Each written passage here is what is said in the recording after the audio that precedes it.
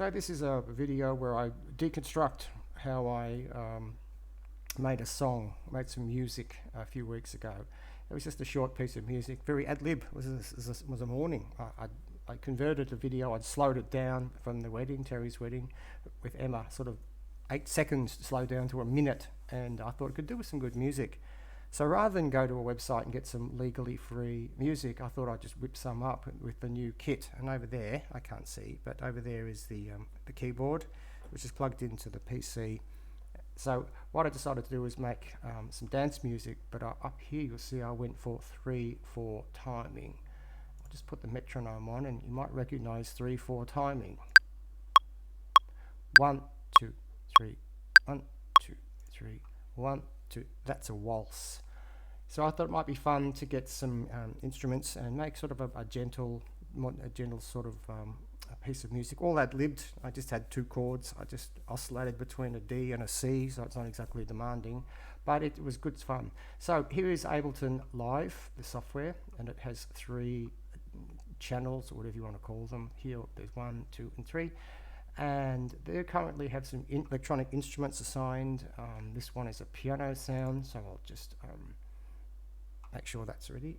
So when I play the keyboard, that's the piano sound. And the second instrument I've got loaded is strings, which give you a very classical sound of violins. And these are a free sample of some free sample of some violins and related.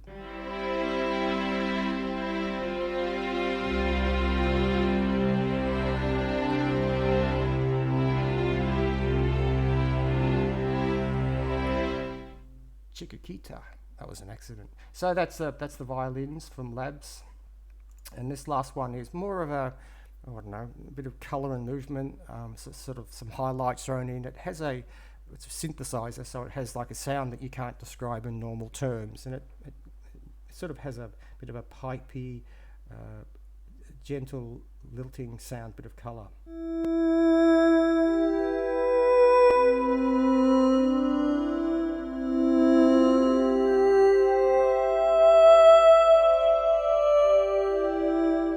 So it's the string, who knows? So it's quite nice. So I recorded the sound, and down here is when I can play back each individual bit that I recorded. In fact, I tried 2 different versions of the piano, and one went out of time because it was just ad-libbing. I had the metronome on, but I was just ad-libbing.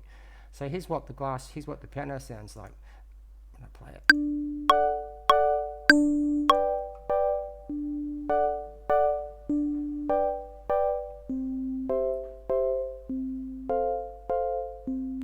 So down here are the actual notes that I played. This is called MIDI. So this is the MIDI notes that I played. So that first one is, I played a D, and then I played an A, and then I played a D, and then an F. That would be a D chord, an inverted D chord.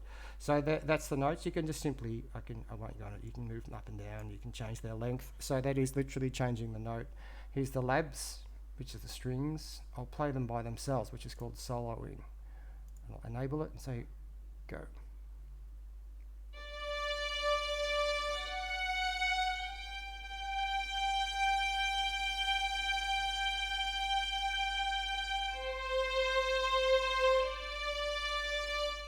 So that was the strings, and if the final part, again I'll solo that, and that means it would be those sort of colours and flavours over the top with that pipey, stringy synthesizer sound.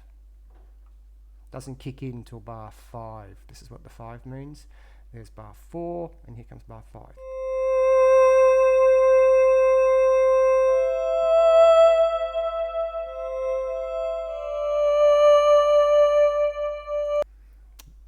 When I swing to that track, as you saw before, so that track is currently selected, and I can control all it from over the keyboard too, so I can actually jump back and forward between the tracks by using the keyboard. So if you look on that, I'll move back to the Surge synthesizer, back to Labs, and back to Glass. So even though I'm not recording, I can still play it. And go back to Labs, the strings. Better if I hit it. See, I can't see it what I'm doing. Anyway, forget that. Back to here again. So now the trick is to enable them all, turn solo off and hear the whole thing from the start with all playing. I think the piano starts, the labs strings kick in, and the surge kicks in straight after that. I only used a minute of this for the whole clips, but this went on for a bit longer. So here it is, the whole thing.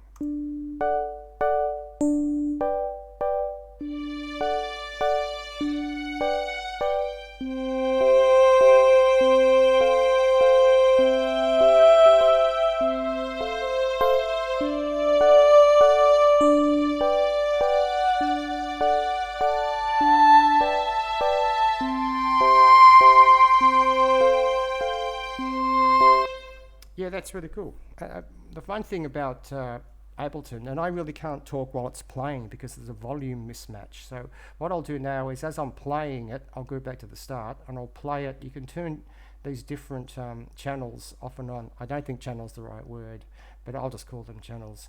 I can turn them off and on, and it'll actually wait until the next bar, so it's a clean break. So they're all on, and you'll see me turn them off, and then you'll hear the music at the next bar. That instrument will stop.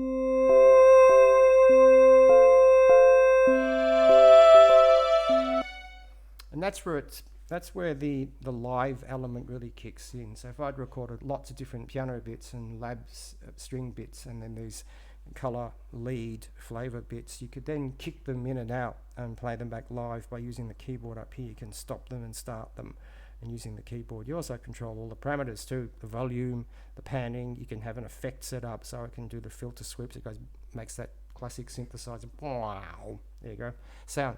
So that's a quick overview recreating Ableton. This is my third attempt to record this because I'm not good at it. I kept making mistakes, but hopefully this is a starting point to show some of you what Ableton Live looks like. This version Lite is very basic, but it came with the keyboard, and you can just get the more thorough versions which have more these tracks, channels tracks. This is 8 in total, and also got a lot more instruments. All these instruments appear down here, so there's different pads. That's auditioning it.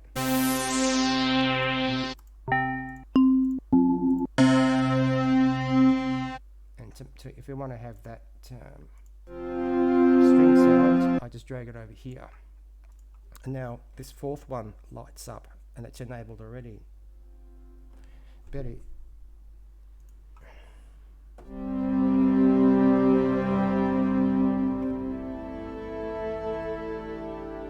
Bit of a delay on that instrument, so it's got a bit of attack. Anyway, so that's enough. That's an overview of Ableton Live. It works very tightly with this Novation Launckey 49 keyboard. Very good pairing. In fact, I think Ableton worked with Launckey. Who makes Launckey? Whoever makes Novation Launckey, they worked closely. A great pairing, and it's a great kit to buy together.